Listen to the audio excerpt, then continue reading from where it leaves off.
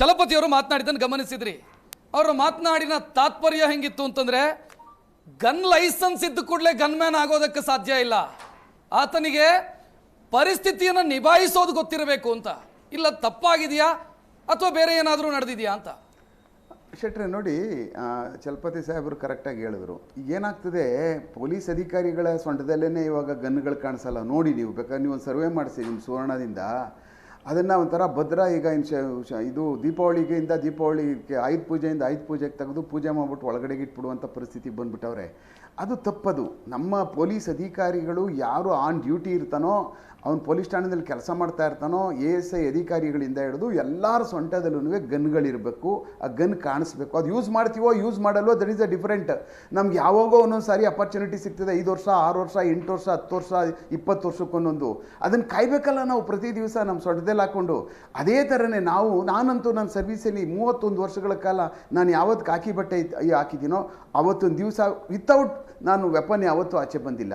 That is part and parcel of uniform. ಅದೇ ಥರನೇ ಈ CMS ಅವ್ರಿಗೆ ಏನು ಕಾಯಿಲೆ, ಕೈಯಲ್ಲಿ ಹಿಡ್ಕೊಬಿಟ್ಟಾದ್ಮೇಲೆ ಗನ್ ಇಲ್ಲಿ ಇಟ್ಬಿಟ್ಟು ಕೆಳಗಿಳಿದು ಬಿಡಿ ಅಂದರೆ ಇಳಿದ್ಬಿಡೋದು ಅವನು.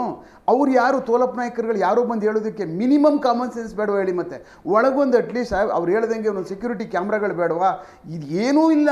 ಟೋಟಲಿ ಫೇಲ್ಯೂರ್ ಅವ್ರದ್ದು. ಇದರಲ್ಲಿ ಅವ್ರನ್ನ ಬಲಿ ಹಾಕ್ಬೇಕು ಕೇಸಲ್ಲಿ. ಸುಮ್ಮನೆ ಬಿಡೋಕ್ಕಾಗೋದಿಲ್ಲ. ಸುಮ್ಮನೆ ಎಲ್ಲೋ ಯಾರನ್ನೋ ಕೆಲಸಕ್ಕೆ ಬರ್ದವ್ರು ಅನಾಮದೇವ್ರನ್ನೆಲ್ಲ ಕರ್ಕೊಳ್ಳೋದು, ಅಲ್ಲೇ ಇಲ್ಲಿ ರಸ್ತೆ ಗಿಸ್ತೆ ಪಕ್ಕದಲ್ಲಿ ಅಲ್ಲಿ ಬಸ್ ಸ್ಟ್ಯಾಂಡಲ್ಲಿ ಮಲಗಿದವ್ರನ್ನೆಲ್ಲ ಕರ್ಕೊಂಡ್ಬಂದ್ಬಿಟ್ಟು ಸೆಕ್ಯೂರಿಟಿ ಮಾಡಿ ಅಂತ ಅಂದರೆ ಹೀಗೆ ಆಗ್ತಕ್ಕಂಥದ್ದು. ಕಡಿಮೆ ಟೆಂಡರ್ ಕರೀತಾರೆ, ಯಾವನಿಗೋ ಒಬ್ಬನಿಗೆ ದಾರಿಲೋಗು ದಾಸ ಹಿಂಗೆ ಸೆಕ್ಯೂರಿಟಿ ಕೊಟ್ಬಿಡ್ತಾರೆ, ಕಮ್ಮಿ ಕೊಡ್ತಾರೆ ಅಂತ.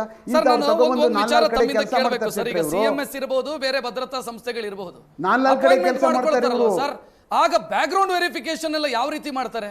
ಏನಿಲ್ಲ, ನಮಗಂತೂ ಇವ್ರ ಸೆಕ್ಯೂರಿಟಿಗೆ ಸಂಬಂಧಪಟ್ಟಂಥ ಬ್ಯಾಕ್ಗ್ರೌಂಡ್ ಏನೂ ಬರುವುದಿಲ್ಲ ಪೊಲೀಸ್ ಠಾಣೆಗಳಿಗೆ. ಇವ್ರದ್ದು ಏನು, ಇವ್ರ ಕತೆ ಏನು, ಇವ್ರು ಎಲ್ಲಿದ್ದಾರೆ, ಎಲ್ಲಿ ವಾಸ ಮಾಡ್ತಾರೆ, ಇವ್ರ ಮನೆಗಳೇನು, ಇವ್ರ ಡಾಕ್ಯುಮೆಂಟ್ ಏನು ಇಟ್ಕೊಂಡಿದ್ದಾರೆ ಅನ್ನುವಂಥದ್ದು. ನಾನಂತೂ ಇದ್ದಾಗ ಒಂದೇ ಒಂದು ಸೆಕ್ಯೂರಿಟಿ ಝೂನ್ನವರೇ ಆಗಲಿ ಯಾರೂ ವೆರಿಫಿಕೇಷನ್ ಮಾಡಿಸಿ ಮನುಷ್ಯರನ್ನ ಆಯ್ಕೆ ಮಾಡ್ಕೊಂಡದಂಥದ್ದು ನಾನು ಎಲ್ಲೂ ನೋಡಲಿಲ್ಲ. ಅದು ಕೆಲವಷ್ಟು ಮಾತ್ರ ಎಲ್ಲೆಲ್ಲಿ ಭಾಳ ಇಂಪಾರ್ಟೆಂಟ್ ಗ್ರೂಪ್ 4 ಸೆಕ್ಯೂರಿಟಿಗಳು ಎಲ್ಲಿರ್ತಾರೋ ಅಂಥ ಕಡೆ ಕೆಲವಷ್ಟುಗಳೆಲ್ಲ ಸೆಕ್ಯೂರಿಟಿಗಳು ವೆರಿಫಿಕೇಷನ್ ಬರ್ತಿದ್ವು, ವೆರಿಫಿಕೇಷನ್ ಮಾಡಿ ಕಳಿಸ್ತಿದ್ವಿ. ಏನಿಲ್ಲ, ಯಾರು ಸೆಕ್ಯೂರಿಟಿ ಯಾರನ್ನ ಅಪಾಯಿಂಟ್ ಮಾಡ್ಕೊಳ್ತಾರೋ ಕಮಿಷನರ್ ಆಫೀಸ್ಗೆ ಹೋಗ್ಬಿಟ್ಟು ಅಂಥವ್ರದ ಒಂದು ಡೇಟಾ ಕಲೆಕ್ಟ್ ಮಾಡ್ಕೊಂಡು ಹೋಗ್ಬಿಟ್ಟು ದುಡ್ಡು ಕಟ್ಟಿದರೆ ಅದು ಪೊಲೀಸ್ ಠಾಣೆಗೆ ಬರುತ್ತೆ. ನಾವು ಸೆಕ್ಯೂರಿಟಿ ಅವನ್ನ ಮಾಡ್ತೀವಿ. ಡೂಪ್ಲಿಕೇಟ್ ಡಾಕ್ಯುಮೆಂಟ್ ಕೊಟ್ಟಿದ್ದಾನ, ಅವ್ನು ವೇರ ಬೋರ್ಡ್ಸ್ ಏನು, ಕತೆ ಏನು, ಅಣ್ಣ ಯಾರು, ತಮ್ಮ ಯಾರು, ಸ್ವಂತ ಊರು ಯಾವುದು, ಇಲ್ಲಿ ಯಾರ್ಯಾರು ಉಳ್ಕೊಂಡಿದ್ದಾನೆ, ಇಲ್ಲಿ ಸಹಭಾಗಿತ್ವದಲ್ಲಿ ಯಾರ್ಯಾರು ಇದ್ದಾರೆ, ಇದನ್ನೆಲ್ಲನೂ ನಾವು ವೆರಿಫೈ ಮಾಡ್ಕೊಡ್ತೀವಿ. ಯಾಕೆಂದ್ರೆ ಇದೆಲ್ಲ ಮಾಡಲ್ಲ ಅವ್ರು. ಭಾಳ ಮಿನಿಮಮ್ ಕಾಂಪಿಟೀಷನ್ ಮಾಡಿರ್ತಾರೆ ಸೆಕ್ಯೂರಿಟಿ ವಹಿಸ್ಕೊಳ್ಳೋದ್ರಲ್ಲಿ. ಒಂದು 8 ಜನ ಬಿಡ್ ಹಾಕಿದರೆ ಇವ್ನು ಎಲ್ಲರಿಗಿಂತ ಕಮ್ಮಿ ಹಾಕ್ಬಿಟ್ಟು ತೊಗೊಬಿಟ್ಟು ಈ ಥರ ಎಲ್ಲೋ ಬಸ್ ಸ್ಟ್ಯಾಂಡಲ್ಲಿ ಮಲಗಿರ್ತಾರಲ್ಲ, ಇವ್ರು ಇಟ್ಕೊಂಡು ಹೋಗ್ಬಿಟ್ಟು ಕೂರಿಸ್ಬಿಡ್ತಾರೆ ಒಳಗಡೆ ಗನ್ ಕೊಟ್ಬಿಟ್ಟು.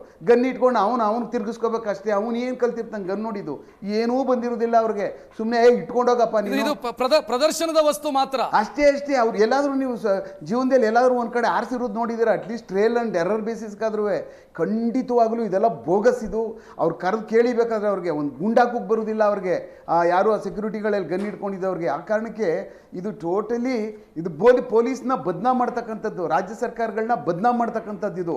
ಆ ಕಾರಣಕ್ಕೋಸ್ಕರ ಇವರಿಗೆ ಈ ಸಮಯದಲ್ಲಿ ಈಗ ನಮ್ಮ ಏನು ಸಾಹೇಬ್ರಿದ್ದಾರೆ ಕಮಿಷನರ್ ಸಾಹೇಬರು, ಇಂಥವ್ರೆಲ್ಲನೂ ಭಾಳ ನೋಡಿದ್ದಾರೆ ಅವ್ರು. ಯಾಕೆಂದ್ರೆ ಅವ್ರ ಕೆಳಗಡೆ ನಾವು ಕೆಲಸ ಮಾಡಿದ್ದೀವಿ ಈಗಾಗಲೇ ಭಾಳ ವರ್ಷಗಳಿಂದ. ಇವಾಗ ಇಂಥವ್ರನ್ನ ಬಲಿಯಾಗ್ತಕ್ಕಂಥ ಕೆಲಸನೇ ಈ ಕೇಸಿಂದಾನೇ ಪ್ರಾರಂಭ ಮಾಡ್ತಾರೆ.